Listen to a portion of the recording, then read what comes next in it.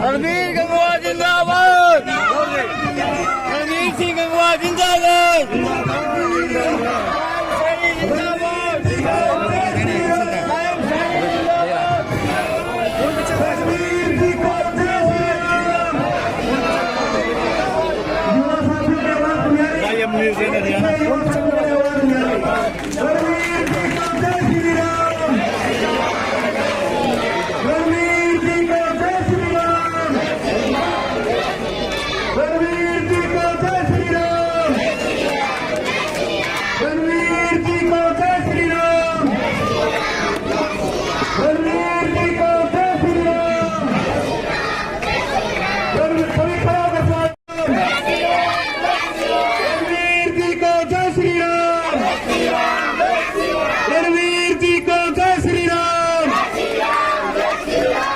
धन्यवाद। हमारे मध्य में भारतीय जनता पार्टी के बहुत ही वरिष्ठ नेता और हरियाणा विधानसभा के डिप्टी स्पीकर और आपके प्रिय प्रत्याशी मेरे मार्गदर्शक आदरणीय रणवीर सिंह गंगवा जी पहुंच चुके हैं। उनका बरवाड़ा की इस सैनिक प्रेस के प्रांगण में पहुंचने पर हार्दिक हार्दिक अभिनंदन है, स्वागत है। सभी तालियों के साथ स्वागत करें।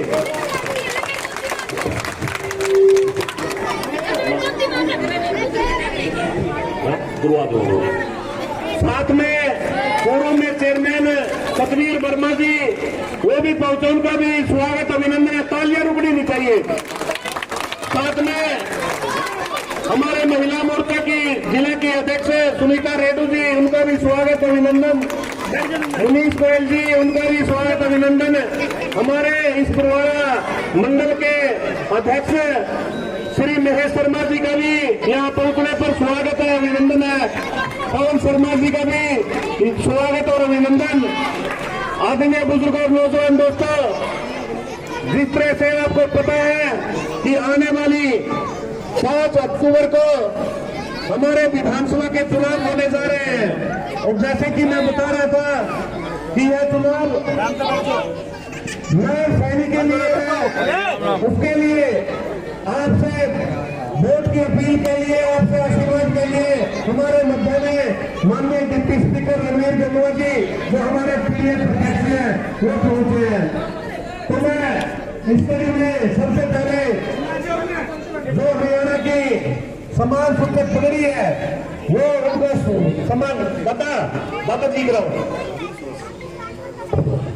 दादा राम प्रसाद जी पगड़ी पहनाकर माननीय डिप्टी स्पीकर जी का, हमारे प्रत्याशी का मान करेंगे। जोरदार तालियां, खड़े होकर तालियां जी सभी जी।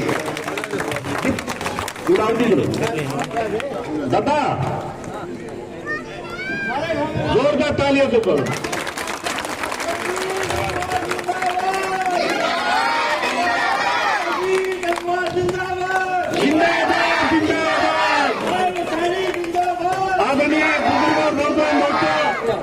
मैं आपको बताना चाहता हूं कि रणवीर गंगवा जी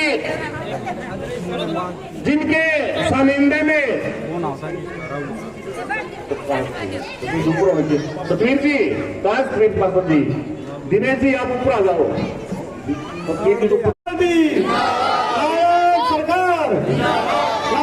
सरकार थोड़ा जोर से रणवीर गंगवा, रणवीर गंगवा, हमारा विधायक कैसा हो,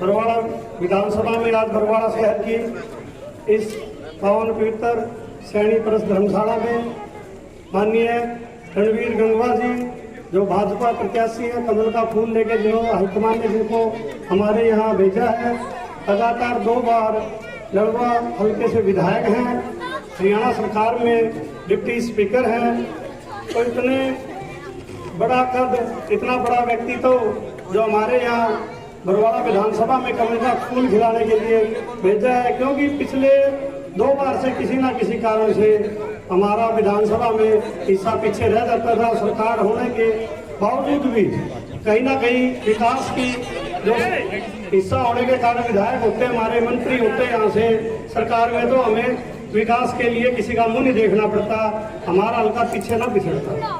लड़वा में जैसे इन्होंने विकास कार्यों की झड़ी लगाई है, उसी हिसाब से हमें अपेक्षा करते हैं कि बरवाड़ा में विधायक बने, मंत्री बने और बरवाड़ा का जो विकास का कार्य जो पीछे रह गया है काफी समय से, उसको विकसित विधानसभा बनाने का कार्य करें।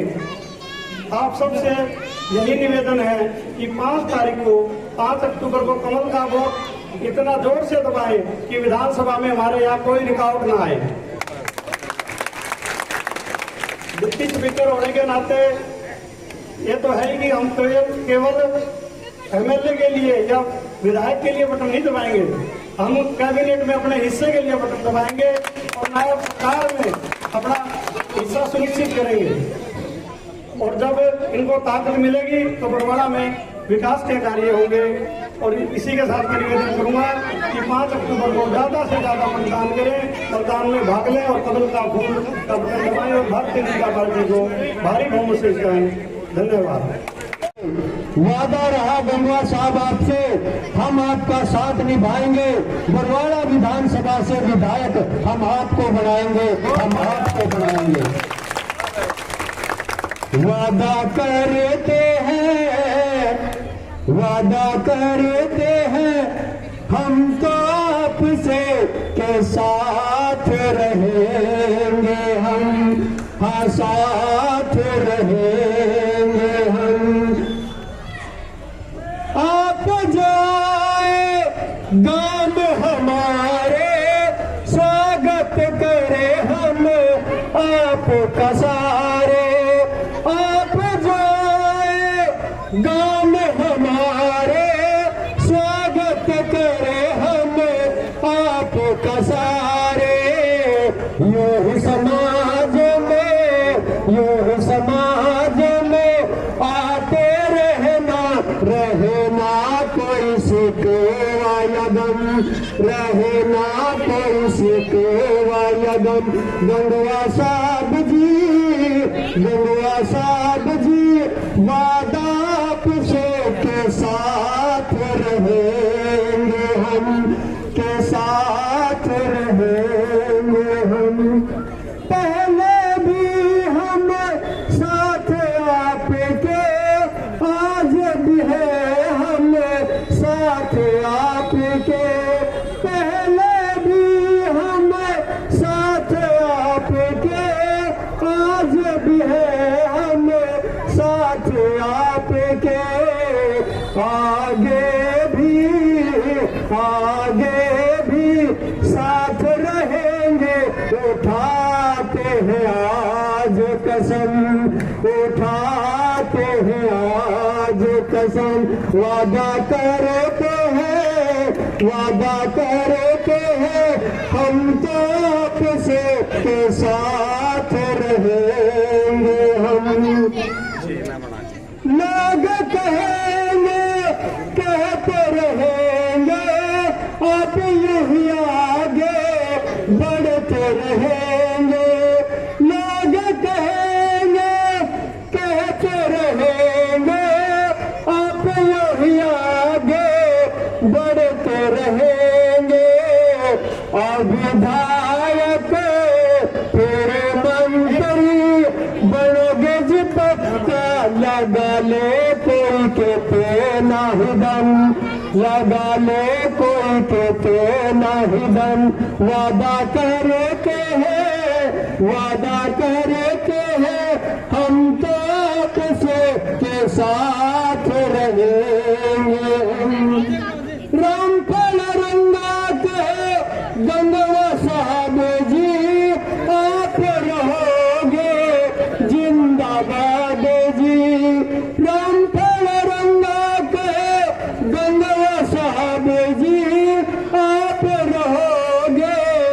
जिंदाबाद जी जिंदाबाद है ये भाईचारा के ये न किसी से कम के ये न किसी से कम वादा करते हैं हम तो आपसे के साथ रहेंगे हम हाँ साथ रहेंगे। आपने ऐसी जिंदाबाद बोलनी है कि गंगवार साहब की चिंता मिट जाएगा, मुझे पक्की है। सारे बोल में मिलकर रणवीर सिंह गंगवार, रणवीर गंगवार,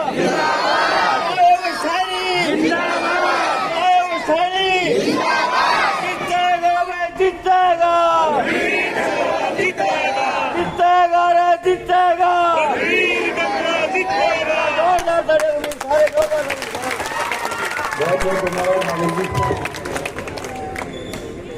तो पूरी भारतीय जनता पार्टी की टीम आई है। जैसे आपको पता ही है कि 5 तारीख को विधानसभा का चुनाव होने जा रहा है। 5 तारीख को जो आप वोट डालोगे वो ये तय करेगा कि अगली सरकार किसकी बने। जिस तरीके से आपको पता ही है पिछले 10 साल से भारतीय जनता पार्टी की सरकार प्रदेश के अंदर है और इस सरकार ने नए नए आयाम स्थापित करने का काम किया है। पहले आदरणीय मनोहर लाल जी के नेतृत्व में और अब आदरणीय नायब सैनी जी के नेतृत्व में सरकार निरंतर इस तरीके के फैसले लेने का काम कर रही है जो आम आदमी तक इसका लाभ पहुंच सके। आपको पता ही है कि जिस तरीके से इस सरकार बनने से पहले कांग्रेस की सरकार थी भूपेंद्र सिंह हुड्डा जी के नेतृत्व में, और उस समय में जो हालात प्रदेश की थी, किस तरीके से जुल्म और अत्याचार होते थे, और विशेष रूप से हमारे जो युवा साथी हैं उनके साथ, क्योंकि नौकरियां सरेआम उनके रेट फिक्स थे कि कौन सी नौकरी कितने में मिलती है, और उसके साथ साथ या तो पॉलिटिकल सिफारिश से या पैसे से नौकरी मिलती थी। और खासकर हमारा जो बीसी वर्ग है, एससी वर्ग है, उसके साथ तो और भी बड़ा अन्याय होता था। बैकलॉग छोड़ दिया जाता था कि योग्य उम्मीदवार है ही नहीं। मान लो कोई 25-30 वैकेंसी निकली है तो 10-12 भर करके बाकी ये लिख देते थे कि योग्य उम्मीदवार ना मिलने के कारण ये पद रिक्त छोड़े जाते हैं। इस तरीके के हालात हमारे बच्चों के साथ होते थे। उस चीज को दूर करके जैसे ही भारतीय जनता पार्टी की सरकार बनी, हरियाणा एक का नारा दे करके और ये कहा कि पूरा 2.5 करोड़ जो लोग हैं वो हमारा परिवार है। जो बच्चा पढ़ेगा अपने शिक्षा के दम पे वो सरकारी सेवाओं के अंदर अपना स्थान बना सकता है। और अब आज की मौजूदा सरकार के अंदर चाहे कोई मजदूर का बच्चा है और चाहे कोई गरीब से गरीब का बच्चा जिसको ठीक तरह से किसी वार्ड का एमसी भी ना जानता हो, चाहे गांव का सरपंच भी ना जानता हो, अगर वो पढ़ाई में इंटेलिजेंट है तो अपने शिक्षा के दम पर इंस्पेक्टर लग रहे हैं, एचएस भर्ती हो रहे हैं, कोई डी ग्रुप में लग रहे हैं, कोई क्लर्क लग रहे हैं, कोई प्रोफेसर लग रहे हैं, बिना किसी सिफारिश के इस तरीके की व्यवस्था देने का काम किया है।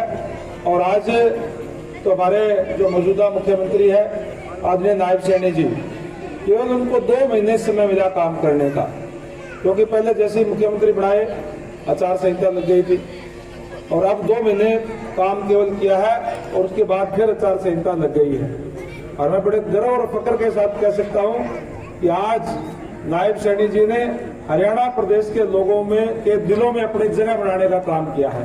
आज पूरे प्रदेश के लोग जब भी कोई आता है, हल्के से लोग छत्तीसगढ़ के लोग आते हैं, एक ही बात कहते हैं, बोले गंगवार जी कड़े को रखा था, 6 महीने और पहले ले आते तो बहुत ही अच्छा हो जाता। मैं तो आपसे कहूंगा कि लोगों को बताने का काम करें। 6 महीने नहीं, 5 तारीख को आपको मौका मिलेगा। कमल के फूल वाला बटन दबा दियो, 5 साल के लिए फिर रिन्यू हो जाएगा। आप लोग तो जैसे बताया इस वार्ड से तो एक तरफा वोट पड़ते हैं। आपसे गुजारिश और विनती करूंगा इस प्रदेश को और आगे ले जाने के लिए, इस प्रदेश की तरक्की के लिए, हमारे बच्चों के उज्जवल भविष्य के लिए आप लोग जो है, ये चुनाव कोई आम चुनाव नहीं है। इस चुनाव ये तय करेगा, ये चुनाव जो है हरियाणा की तकदीर तय करेगा कि किस तरीके से आगे हो। कहीं हमारे इतिहास की जो पहले हमारे साथ हुआ है, जो 10 साल पहले जो कांग्रेस के राज में हुड्डा की सरकार में जो होता था, तो फिर इसकी पुनरावृत्ति ना हो जाए, हमारे बच्चों के साथ कोई खिलवाड़ ना हो, उनके साथ कोई इस तरीके का अन्याय ना हो, इसलिए हमें एकजुट होकर के न केवल अपने वार्ड में, न केवल यहाँ, बल्कि पूरे शहर में जहाँ भी आपकी जानकारी है, कोई यारी दोस्ती है, कोई और हम आपसी में रिश्तेदारी है, उनको भी कहने का काम करें कि हमारा एक एक वोट कमल के फूल के इंसान पे जाना चाहिए। हमारे मुख्यमंत्री बहुत ही सादे हैं, बड़े सरल हैं और बड़े जमीन से जुड़े हुए हैं, क्योंकि वो खुद एक छोटे किसान परिवार से आते हैं, इसलिए सारी दिक्कत परेशानियों को उनका पता है।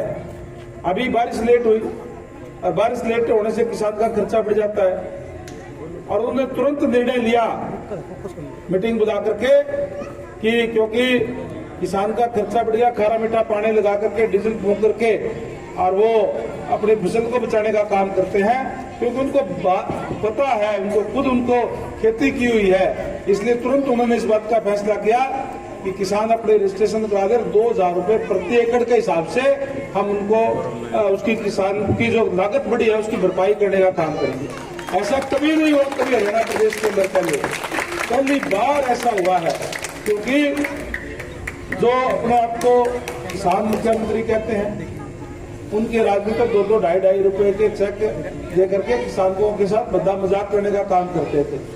आज हम देखते हैं कि किस तरीके से भूपेंद्र सिंह हुड्डा के राज में 10 साल तक उनका राज था, केवल 1058 करोड़ रुपए मुआवजा देने का काम किया था, और हमारे 10 साल के अंदर 13,000 करोड़ रुपए से भी ज्यादा मुआवजा देने का काम किया है, 12 गुना से भी ज्यादा। और इसी तरीके से चाहे बीपीएल परिवार की बात हो, उसकी आय सीमा बढ़ाने का काम किया। पूरे देश में 1,20,000 रुपए है, हमारे यहाँ 600 करोड़ रुपए सालाना हरियाणा सरकार ने अपने खजाने से दे करके उस आय सीमा को 1,80,000 रुपया, और आज बहुत से लोगों के बीपीएल के श्रेणी के अंदर आते हैं, और जो बीपीएल की श्रेणी के अंदर आते हैं उनको 5 लाख रुपए तक आयुष्मान कार्ड भी दिया जाता है, चिरायु हरियाणा का कार्ड दिया जाता है, और 5 लाख रुपए तक का इलाज प्राइवेट हॉस्पिटलों के अंदर भी उससे फ्री किया जाता है। परमात्मा ना करे किसी के कोई हारी बीमारी आ जाए तो फिर उसको चिंता करने की जरूरत नहीं, सरकार की तरफ से उसका फ्री इलाज कराया जाता है। इस तरीके की व्यवस्था देने का काम किया है। एक ही बात कहूंगा आप लोगों को, अगर आप कमल के फूल वाला बटन दबाओगे या संभाल करके शहर से दबाओगे तो ताकत मिलेगी नायब सैनी जी को, वो ताकत मिलेगी आदरणीय नरेंद्र भाई मोदी जी को।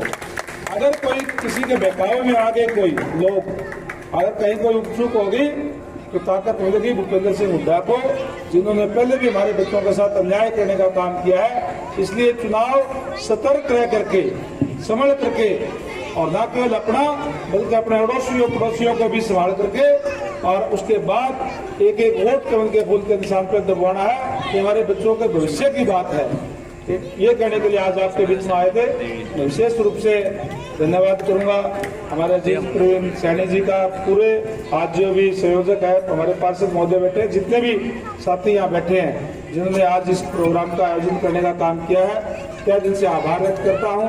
और आभार व्यक्त करता हूँ सभी सम्मानित बुजुर्गों का और माताओं बहनों का, जिन्होंने आकर के आशीर्वाद देने का काम किया, सभी युवा साथियों का भी, जिन्होंने आकर के समर्थन देने का काम किया।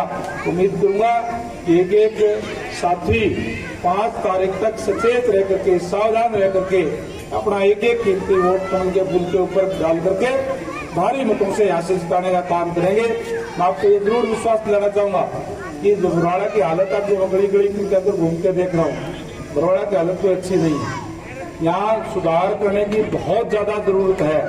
आपको ये मैं जरूर विश्वास दिलाता हूँ। इसी तरीके से मोहल्ले में बैठ करके चुनाव के बाद में जिताना तो आपका काम है, और अगर आप ये जिताओगे तो स्वाभाविक है नायब सरकार के अंदर मैं शामिल होऊंगा, और शामिल होंगे तो यही अधिकारियों को बुला करके इन समस्याओं को दूर करवाने का काम करेंगे, आप लोगों से पूछ करके। ये मैं आपको विश्वास दिलाता हूँ। एक बार फिर से आप सभी का धन्यवाद करूंगा, आयोजकों का भी, आप सबका भी, और विशेष रूप से माताओं बहनों की रोटी पाने का टाइम था, फिर भी इतनी बड़ी संख्या में आकर के आशीर्वाद दिया। आप सबका बहुत बहुत धन्यवाद। जय हिंद, जय भारत। एक और विषय आपसे आग्रह करूंगा, आपसे निवेदन करूंगा कि कल हम नामांकन करेंगे, पर्चा भरेंगे। आपसे निवेदन है, आपके निवेदन है कि आपके यही पड़ोस में क्या बोलते हैं उसको, योग विशाल योग आश्रम है यही मेन रोड पे। वहाँ हम ज्यादा से ज्यादा संख्या में सुबह 9 साढ़े 9 बजे के करीब जो है ज्यादा से ज्यादा संख्या वहाँ आए, वहाँ आकर के और इकट्ठे हों और वहां से जुलूस के रूप में चल करके हम एसडीएम ऑफिस तक जाएंगे और वहाँ पर्चा भर करके आएंगे। आओगे सारे? ज्यादा से ज्यादा संख्या में सुबह यही आना आप लोग। आप सबका बहुत बहुत धन्यवाद। जय हिंद, जय भारत।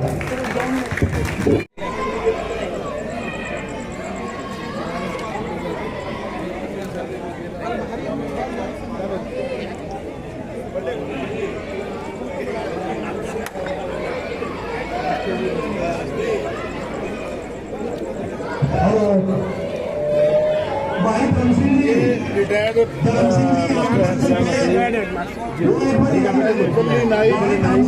पूरा परिवार है सारा, पूरा ग्रुप है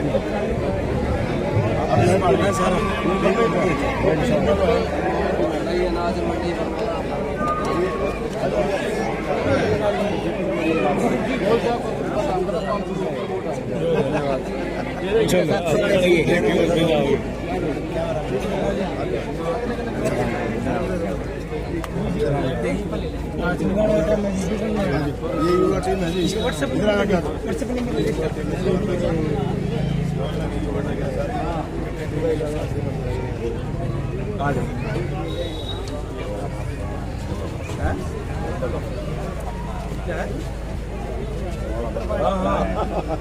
सुरेश कुमार क्या हाल चाल है? संभालो भी सारे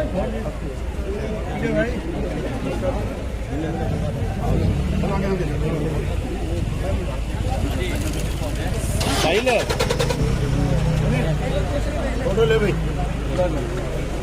जी, यह फोटो लाइए अखबार में सवेरे। ठीक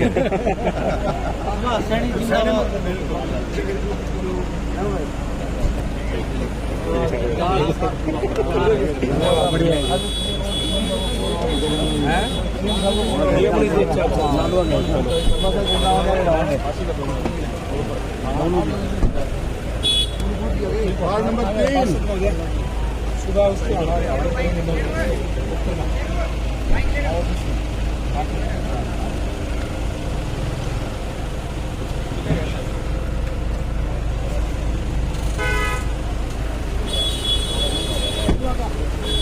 ठीक है बताइए, वो भी करता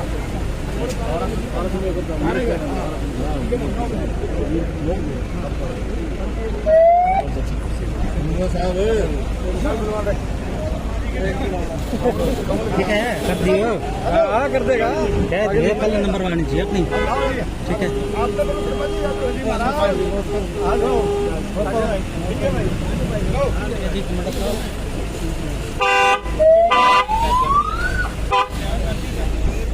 है।